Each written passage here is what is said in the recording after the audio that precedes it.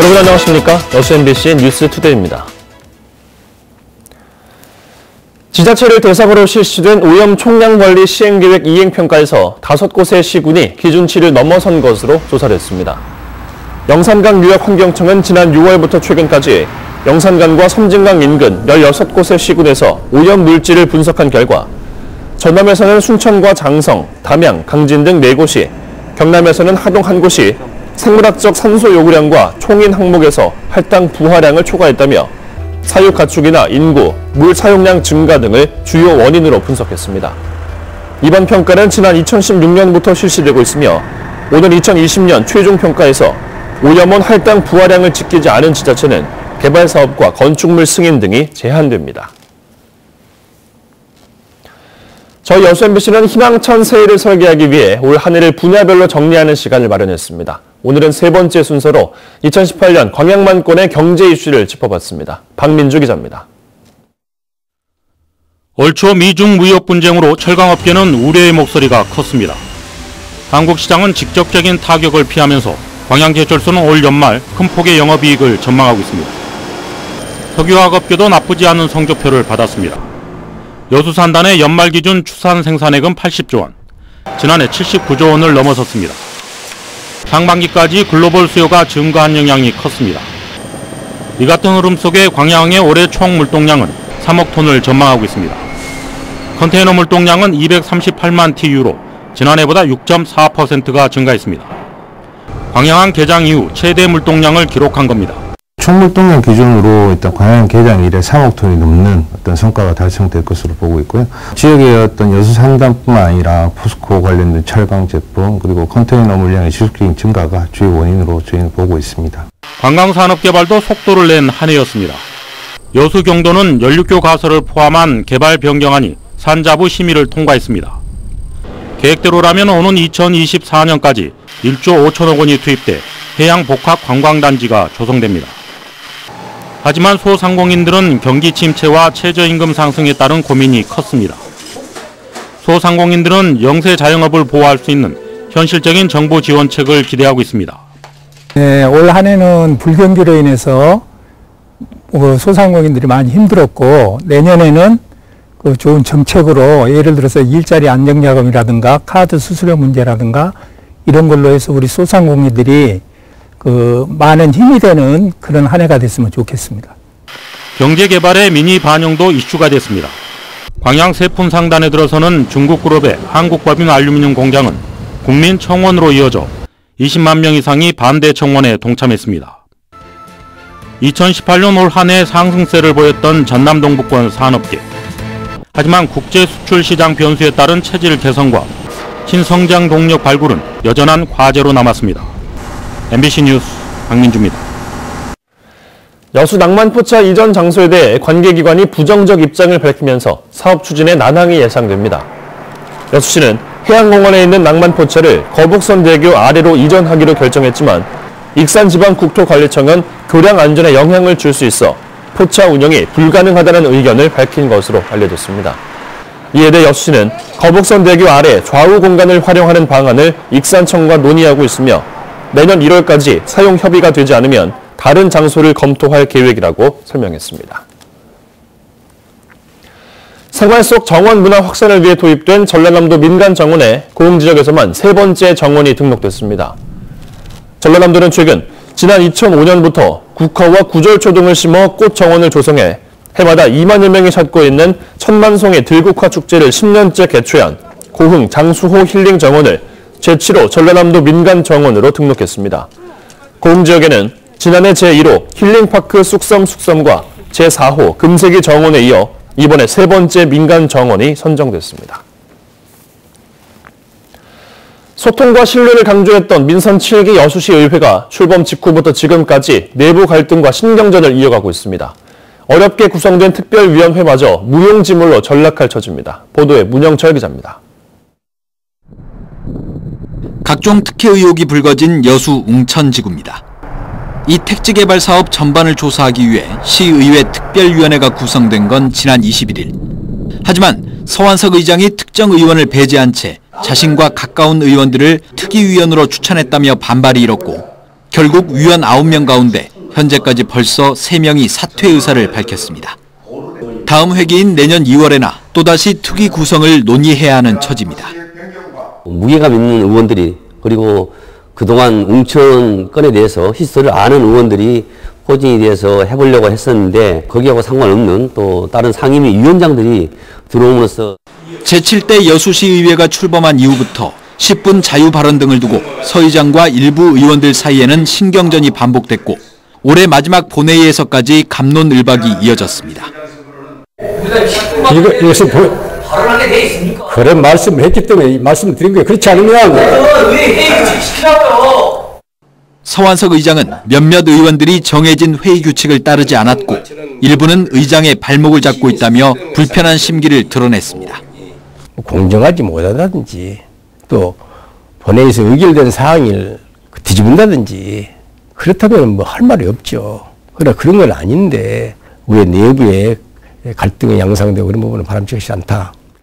하지만 회기 때마다 크고 작은 논쟁이 반복되고 어렵게 구성된 특위 운영마저 파행으로 치달으면서 7선 의원으로서 기대했던 소통과 리더십이 부족했다는 비판이 같은 당 소속 의원들 사이에서도 나오고 있습니다. 본인 생각으로 꿰맞춰서 갈 수 없는 의원들, 그 의원들 간의 갈등의 선상에 의장님이 있다고 볼 수 있겠죠. 새 의회가 출범한 지 불과 6개월.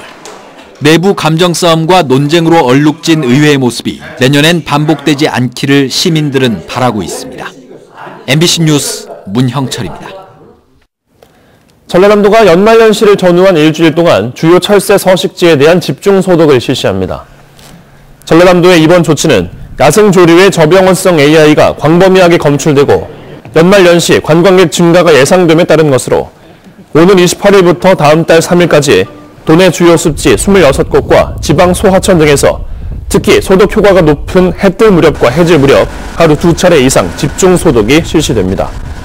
전남도는 장비와 인력을 총동원해 사전 차단 방역 조치에 최선을 다하고 있다며 농장 소독과 야생동물 유입 차단 등 농가들의 적극적인 협조를 당부했습니다. 해양 쓰레기의 심각성이 가중되는 가운데 전라남도가 해양 쓰레기 제로화에 도전합니다. 전라남도는 최근 김영록 도지사의 특별 지시에 따라 해양 쓰레기 제로화 추진 계획을 마련했으며 지난해 기준 해양 쓰레기 수거율은 79%로 전국 1위 수준이지만 여전히 현존량이 많아 이번 시책을 추진하기로 했다고 밝혔습니다. 전남도는 특히 수거된 쓰레기가 적기에 처리되지 못해 2차 피해가 발생하고 침적 쓰레기 처리의 책임성이 모호한 점 등 근본적인 문제점을 해결하는 데 집중한다는 계획입니다. 전라남도는 이를 위한 내년도 사업비로 253억 원을 책정해 적극 지원한다는 예정입니다. 금호타이어에서 길게는 20년 넘게 청소 일을 해온 비정규직 노동자 100여 명이 하루아침에 일자리를 잃었습니다.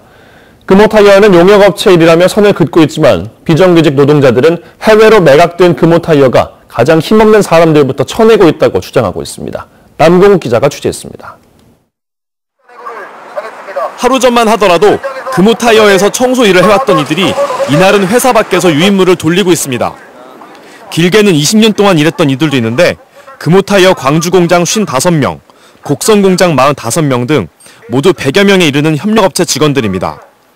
금호타이어가 최근 청소 용역업체를 새로 선정했고 이 업체와 비정규직 노조 사이에 고용 승계 등에 관한 단체 협상이 결렬되면서 하루아침에 일자리를 잃은 겁니다. 정말 불안하죠. 다들 지금 떨고 잠을 못 자고 참 그런 심정입니다. 억울합니다. 이들은 자신들의 해고된 진짜 이유는 금호타이어에 있다고 주장합니다. 해외에 매각된 금호타이어가 비용 절감을 위해 고용 승계와 노동조합 인정 등을 약속한 단체 협약을 파기하기 위해 새로운 용역업체를 선정했던 겁니다. 원청이 인정하지 않았기 때문에 하청이 그거를 인정하지 않은 거죠. 본질은 그러니까. 그렇기 때문에 결과적으로는 금호타이어가 청소미와 비정규직 노동자들의 3승계를 인정하지 않은 것이죠. 비정규직 노조는 사측의 대체 인력을 투입해 사실상 해고 조치를 했다며 반발하고 있습니다. 이에 대해 해당 청소 용역업체는 기존 비정규직 직원들을 고용 승계할 의무가 없다며 자신들이 새 업체로 선정된 것도 금호타이어의 비용 절감과는 무관하다고 밝혔습니다. 금호타이어는 이 문제가 해당 업체와 직원들이 단체 협약을 통해 해결할 문제로 자신들과 상관없다는 입장입니다. 비정규직 노조는 지난 월요일 이용섭 시장에게 탄원서도 냈지만 광주시로부터 어떤 답변도 듣지 못했다며 외주업체 비정규직인 자신들의 목소리를 어느 누구도 들어주지 않고 있다며 호소하고 있습니다. MBC 뉴스 남궁욱입니다. 계속해서 희망 2019 나눔 캠페인에 성금 보내주신 분들입니다. 여수시 주삼동 해지 7통 주민 1동 20만 원, 대교동 7통 주민 1동 19만 원, 3통 주민 1동 17만 원, 남면 여천마을 주민 1동 10만 원, 교동 참좋은 신협협동조합 이사장 최성수 10만 원, 여수시 교동 중부 새마을 금고 10만 원, 대교동 사랑재활요양병원 최수미 10만 원, 기아모터스 오토큐 봉산점 박주호 10만 원, 여수시 대교동 믿음방앗간 장두식 10만 원, 사랑나눔복지센터 김한숙 10만 원, 여수시 대교동 갯마을 장어 박종환 10만 원, 주삼동 월양 3통 주민 1동 10만 원, 여수 모범 운전자회 6조 1동 10만 원, 여수시 소호초등학교 1학년 일반 학생들 5만 원, 여수시 대교동 사랑재활요양병원 김형신 5만 원, 여수시 대교동 미래홈마트 신용식 5만 원, 성원 갓김치 성하은 5만 원, 봉산 남자경로당 회장 이문옥 5만 원. 성금을 보내주신 분들께 감사드립니다. 희망 2019 나눔 캠페인은 내년 1월 말까지 접수합니다. 시청자 여러분의 많은 관심과 참여 바랍니다. 최근 태안 화력발전소에서 비정규직 노동자가 안타깝게 숨진 사고와 관련해 노동단체가 정치권의 각성을 촉구했습니다. 민주노총 전남본부는 산업안전보건법 개정안이 표류하는 동안 비정규직 노동자가 또 숨졌다며 발전소의 위험 업무 외주화와 원청의 책임 회피 등 사회 구조를 바꾸기 위해 국회가 관련 법을 통과시켜야 한다고 주장했습니다. 이들은 또 사고 후 국회의 미흡한 대처를 지적하고 오늘 본회의까지 실효성 있는 법안 마련을 강조했습니다. 고흥군이 전통시장 정비와 환경 개선을 위해 내년도 본 예산 16억 원을 확보하고 본격적인 기반 조성에 나섭니다. 고흥군은 민선 7기 공약사항으로 전통시장 내 상하수도와 화장실, 소방설비 등 노후화가 심각한 시설을 개설하기로 하고 시장 상인들과의 간담회 등을 거쳐 내년에 재래시장 7곳을 대상으로 24건의 시설 개선 사업을 추진할 계획입니다. 고흥군은 또 다른 시군보다 시장 사용료가 높은 고흥과 녹동시장의 사용료를 인하하고 고흥 전통시장 생선구이 브랜드화 사업과 과역 봄장 우수사례 사업도 차질 없이 지원해 나가기로 했습니다. 순천시가 효율적인 상하수도 요금 징수를 위해 요금 체계를 개편합니다. 순천시는 내년 검침분을 기준으로 가정용을 포함한 3개 업종의 누진 구간을 없애고 구간도 축소하기로 했다며 특히 오는 2020년부터 5년 동안 상수도와 하수도 요금 인상률을 각각 2%와 5%로 제한할 계획입니다.